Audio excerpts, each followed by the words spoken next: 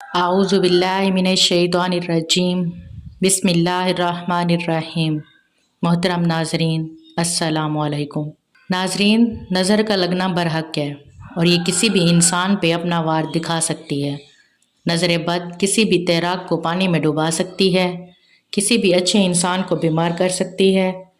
کسی بھی پہلوان کو دھول چٹا سکتی ہے، کسی بھی انسان کو اونچے پہاڑ سے دھکا دے سکتی ہے اور کسی بھی ایک اچھے اونٹ کو ہانڈی تک پہنچا سکتی ہے۔ نظر بد کا وار بالکل اچانک سے شروع ہوتا ہے۔ حضرت علی رضی اللہ تعالیٰ عنہ کی خدمت میں ایک شخص حاضر ہوا اور عرض کی، اے امیر خلافت، ہمیں کیسے معلوم ہوگا کہ کسی انسان کو نظر بد لگی ہے؟ تو حضرت علی رضی اللہ تعالیٰ عنہ نے فرمایا، اے شخص، یاد رکھ، اگر تو کسی انسان کے چہرے کی طرف دیکھے اور اس کے چہرے کا رنگ اچانک سے زردی مائل، اچانک سے پیلا ہو جائے تو سمجھ جانا کہ اسے نظر بد لگی ہے۔ کیونکہ نبی کریم صلی اللہ علیہ وآلہ وسلم پہ بھی قریش کے قبیلے بنو اسد سے خاص طور پر لوگ بلوائے گئے جنہوں نے نبی کریم صلی اللہ علیہ وآلہ وسلم پہ نظر بد لگائی۔ بنو اسد جو کہ قریش کا قبیلہ تھا، ان لوگوں کی نظر بد کبھی بھی نہیں ٹلتی تھی۔ ان لوگوں کا نظر لگانے کا کیا طریقہ تھا کہ وہ 3 دن تک بھوکے رہتے، اس کے بعد کسی جانور کو یا کسی انسان کو جس کو انہوں نے نظر لگانا ہوتی اس کو جی بھر کے دیکھتے اور بولتے، کتنا خوبصورت انسان ہے، کتنا خوبصورت جانور ہے، کتنا خوبصورت گھر ہے، اس سے خوبصورت جانور، اس سے خوبصورت انسان، اس سے خوبصورت گھر ہم نے کبھی نہیں دیکھا۔ روایات میں موجود ہے کہ ان کے کہنے کی دیر ہوتی تھی اور اچانک سے پل بھر کے اندر وہ انسان، وہ جانور، وہ گھر ختم ہو جاتا تھا، یعنی کہ وہ انسان، وہ جانور تڑپنا شروع ہو جاتا تھا اور اللہ کا پیغام آتے ہی اس کی جان نکل جاتی تھی۔ تو اسی روایت سے یہ بھی معلوم ہوا کہ نظر بد سے کسی بھی انسان کی جان جا سکتی ہے۔ تو اسی قبیلے سے ایک فرد کو چنا گیا جس کی نظر بد کبھی نہیں ٹلتی تھی اور اس کو نبی کریم صلی اللہ علیہ وآلہ وسلم پہ نظر بد لگانے کا کام دیا گیا۔ اس شخص نے نبی کریم صلی اللہ علیہ وسلم پہ نظر بد لگائی تو ایک بار حضرت جبرائیل علیہ السلام آپ صلی اللہ علیہ وآلہ وسلم کی خدمت میں حاضر ہوئے تو آپ صلی اللہ علیہ وسلم نظر بد کی وجہ سے کانپ رہے تھے۔ تو حضرت جبرائیل علیہ السلام نے آپ صلی اللہ علیہ وسلم پہ دم کیا، جسے جبرائیل علیہ السلام کا دم بھی کہتے ہیں۔ دم کا ترجمہ اس طرح سے ہے،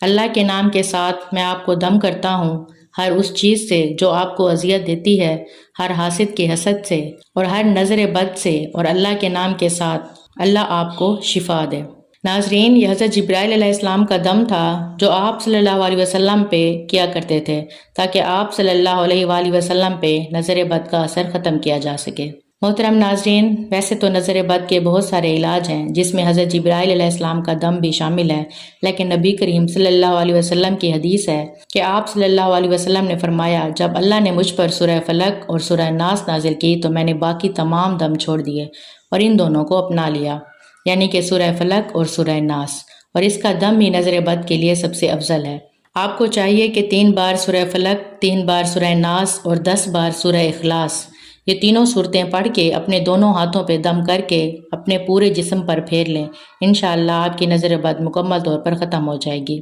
جہاں تک نظر بد کی اور نشانیوں کی بات ہے، جس میں اچانک چکر آ جانا، جسم کا کوئی حصہ اچانک کانپنا شروع ہو جانا، آنکھوں کے نیچے ہلکے پڑ جانا، آنکھوں کا ایک دم سے درد کرنا شروع ہو جانا،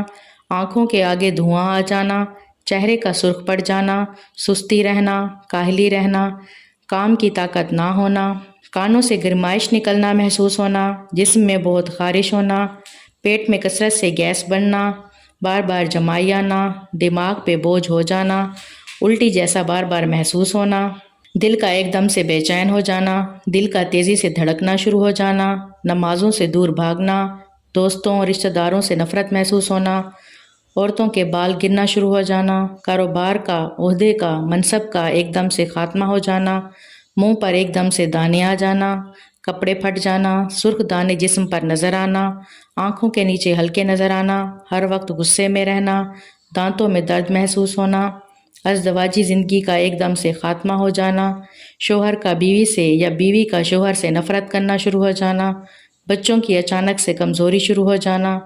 یہ چند نشانیاں نظر بد کی ہیں۔ ناظرین، اگر آپ میں یہ نشانیاں 70% تک موجود ہیں اور بار بار ظاہر ہوں تو آپ سمجھ جائیں کہ آپ پر نظر بد لگی ہوئی ہے اور آپ کو علاج کی اشد ضرورت ہے۔ ناظرین، ایک نظر بد وہ ہوتی ہے جو کسی ناپسند کرنے والے کی لگے، حسد ہو نہ ہو، بس وہ ناپسند کرتے ہیں تو اس کی نظر لگ گئی۔ دوسرا آتا ہے کسی اپنے کی نظر لگ جائے، نظر اس سے بھی لگ جاتی ہے۔ بعض اوقات ماں باپ کی اولاد کو نظر لگ جاتی ہے، اس لیے کہتے ہیں کہ ماشاء اللہ، سبحان اللہ، الحمدللہ، اس طرح کے الفاظ بھی ساتھ کہنے چاہیے تو نظر نہیں لگتی۔ جب کوئی شے اچھی لگے، کسی کی گاڑی ہے، کسی کا کاروبار ہے، کپڑے ہیں، کوئی اور خوبی ہے،